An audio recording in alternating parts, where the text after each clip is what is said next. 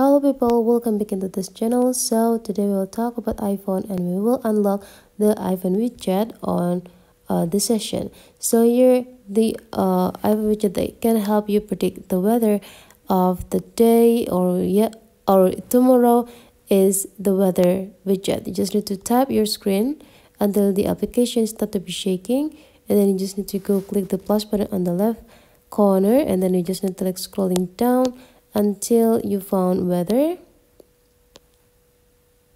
and then you just need to go click it, and there will be a lot of forecast format or design that you can choose here.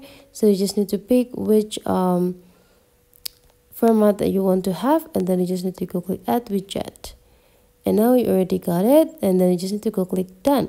So you already got the predictions about the weather, the temperature on the area that you are in right now. So that's for today's tutorial. Hopefully you enjoy it so well, and let's meet again into other tutorial.